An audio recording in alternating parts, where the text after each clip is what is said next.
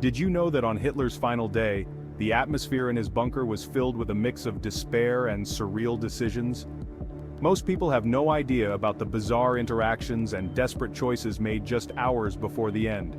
Today, we're diving deep into Hitler's last day, a pivotal moment in World War II that not only changed the course of history, but also revealed the man behind the infamous dictator.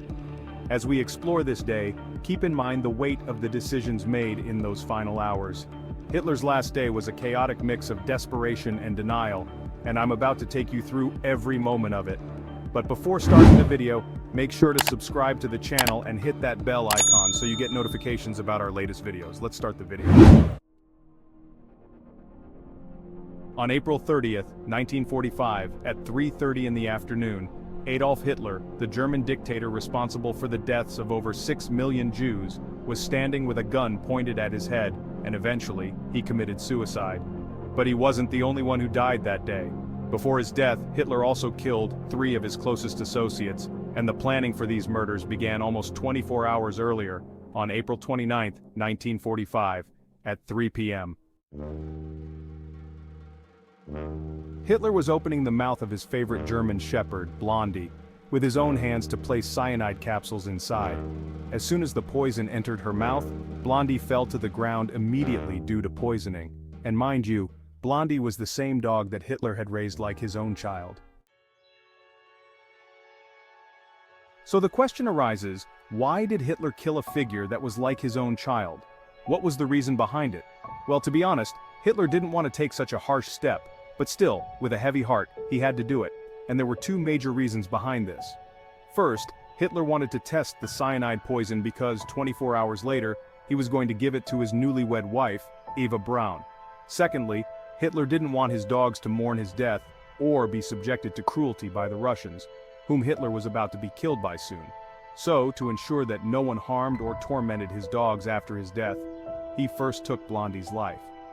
Then, he killed Wolf and his 4 puppies.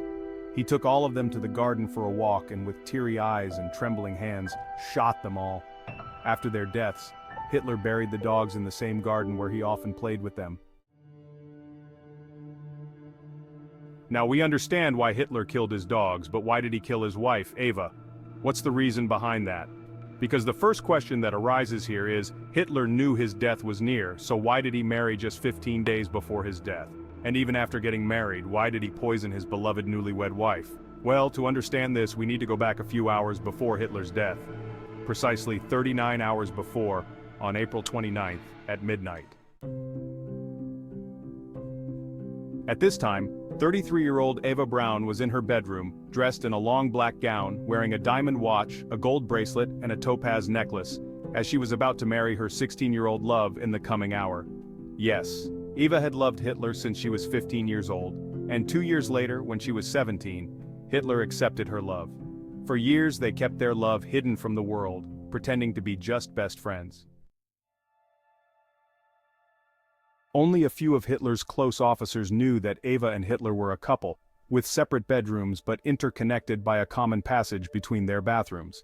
This was the passage where Hitler would often come in the evenings for tea and gossip with Eva. Now I know this loving side of Hitler might have shocked you, right? But this was normal for his special officers, as they had seen Hitler worried about Eva many times. For example, when Eva participated in sports and returned home late, Hitler couldn't sleep peacefully until she was back home. This was during the war when Hitler would call Eva daily to ask about her well-being. In fact, notes from Eva's biographer, Heike Gortenmaker, reveal that the couple also enjoyed a normal sex life and loved each other deeply. Despite this, they never appeared publicly as a couple, nor did they marry earlier, likely because Hitler felt he would never be able to give Eva the time and children she deserved. Hitler's medications and stress had reduced his fertility, and he only had 1 testicle, making it impossible for him to father children. So while it was clear that Hitler was close to Eva and cared for her needs and comfort, their love never reached the public eye. I know you might wonder what kind of love embraces cruelty, but life often presents us with harsh truths, and we need to face reality practically. Anyway, back to our topic. So now we understand why Hitler felt he couldn't give his wife the time she deserved.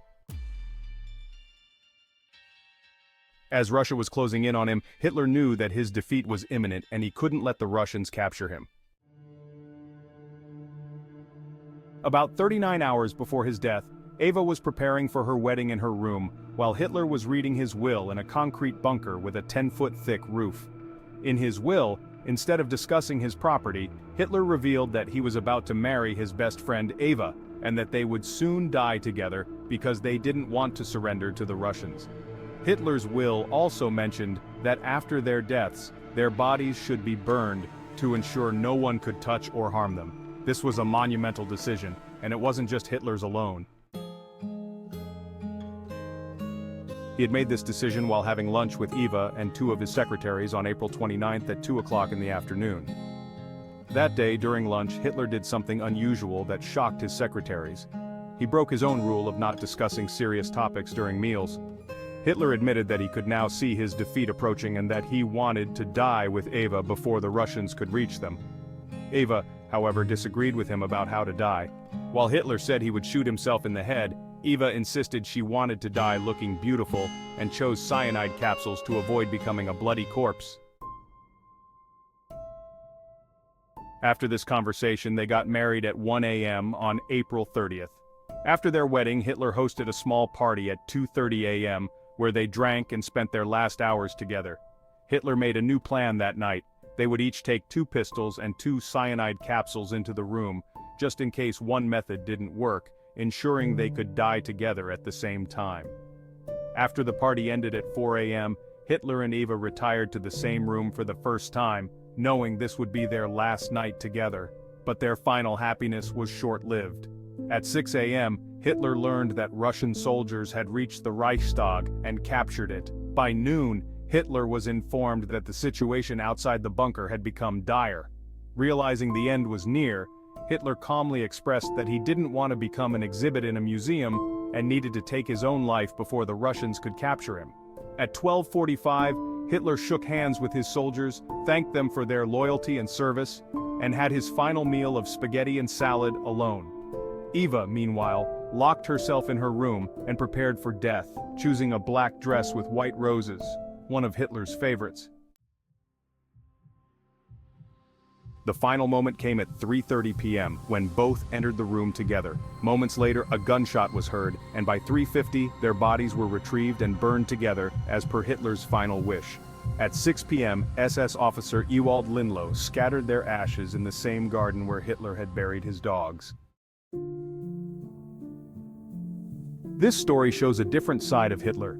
Though he committed immense atrocities, he seemed to have a caring nature toward his own close ones, even ensuring no one could harm his dogs after his death. While it doesn't justify his wrongdoings, it does provide an interesting look at the complexities of his character. If you liked the video, please subscribe to the channel so we can bring content like this to you. Thanks. See you next time.